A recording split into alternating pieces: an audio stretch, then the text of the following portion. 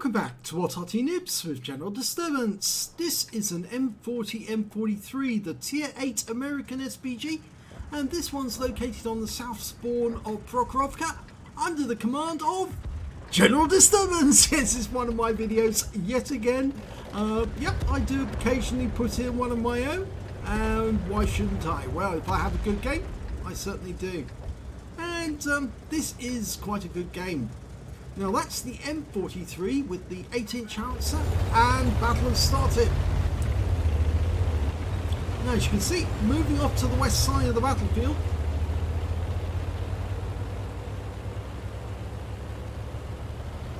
Now there is some justification for being on the west side because you do tend to get a better angle when trying to hit targets that are up on top of the hill. It's more difficult to actually shoot from near the railway lines to hit targets on the reverse slopes of the hill than it is from shooting over the other side of the battlefield at them.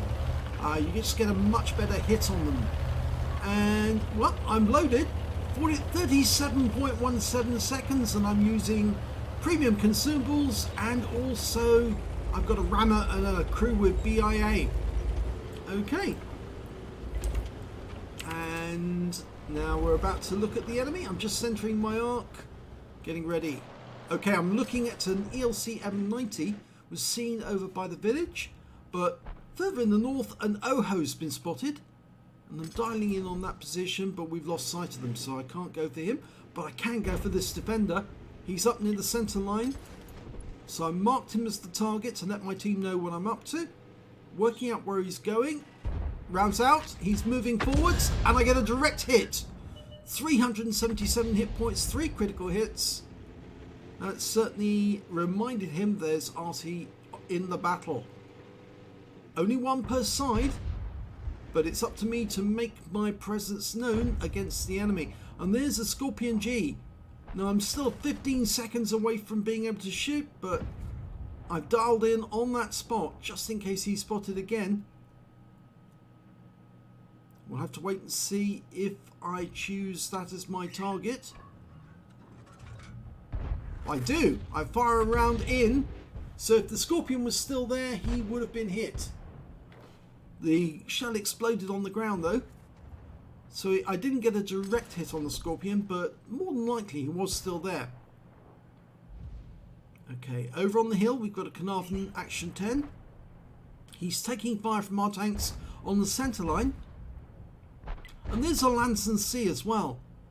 Now I'm almost loaded. They're right up against the edge of the map. I think the Aslains C is going to be the first target. I've marked him as target and we lose sight of him, but I'm firing the round in anyway. And that shell would have landed where he appeared to have been moving. And I've moved back to the centre line again for that defender. He's still there. He's only got 43% of his health now. And I am reloading for well, next 15 seconds I should be ready to go. Now you can see I'm carrying 2 rounds of premium ammo as well. I like to carry a couple of rounds of premium ammo just in case the enemy tanks gather together, and then you put a premium round in, you damage all of them at the same time. Okay, lined up the defender, rounds out, another direct hit, 366 hit points, 2 critical hits. That's certainly put the ouch on him. A T-44 100's moving up to the centre line. He's looking to the left. Oh, and he just killed our Pershing. But he's very low on health. And although I'm still 15 seconds away from shooting, he is definitely a one-shot kill if I can get him within sight when I'm ready.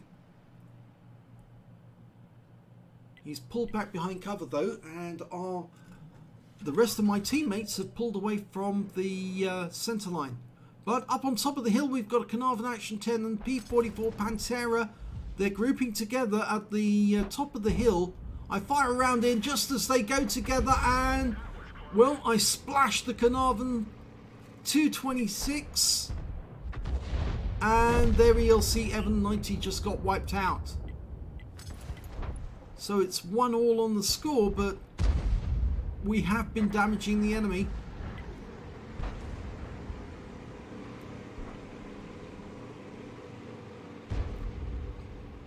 I'm following the Action 10 for the moment until I'm absolutely certain the Chrysler Grand Final is going in really close. Going to make it difficult for me to hit that Carnarvon without stunning the Chrysler. So instead I switch targets to the Lanson, fire at him. Direct hit wipes him out. 899 hit points. I must have penetrated him. There's no doubt about that. That's a pen. The alpha damage of these shells is 1050, as you can see there. But in order to get the full effect, you need to pen the target. That Lanson was definitely penned, no doubt about it. Right, we've got the C44-100.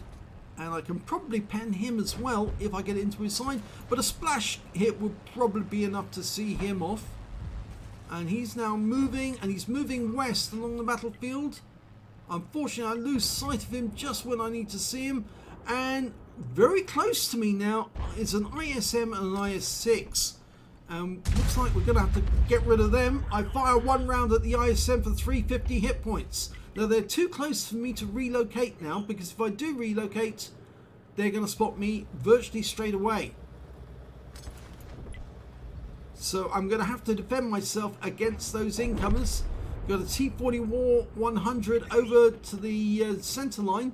So I'm aiming for the IS-6. And it doesn't look as if I'm going to be able to kill him outright with one shot. It'll probably be more than one. I've got a Scorpion G nearby. He's helping me. And unfortunately, he's just been killed. And an enemy Scorpion G has turned up. And I get a shot at him for 989 hit points. I have been spotted. That was a pen on the Scorpion, no doubt about it. I'm going to have to move, and quick. But it looks like I'm not going to survive this battle. I've been spotted again. And yes, been wiped out by the SU-130 PM. So, I did 3,207 hit points of damage before I was killed. But our team is now 4 tanks up on the enemy. We control the railway line. It looks like the enemy has captured most of the west side of the map. But unfortunately for them, there's far too many of our tanks still alive. And so I doubt that their side's going to be able to win this battle.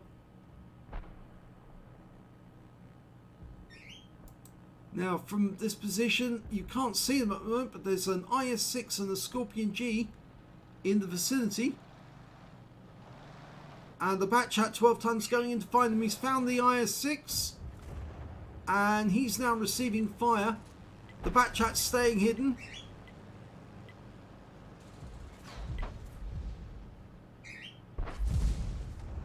Yep. The Batchat 12 tons doing a great job. The IS-6 is almost wiped out, and he's gone. So all the Batchat now needs to do is find that Scorpion somewhere over here.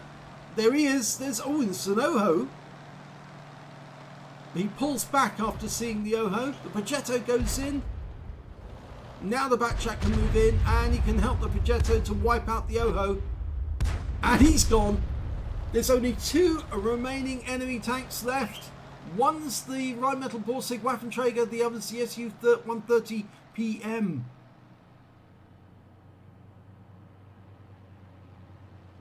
And we can see that both of them are further up on the west side. In fact, the SU-130 PM, the one who killed me, is somewhere in the bushes further north.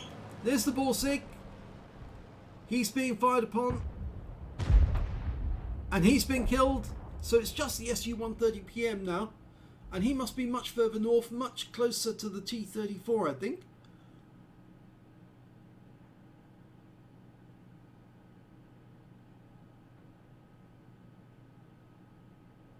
And yes, we just lost the T-34, so he was close to that SU-130 PM.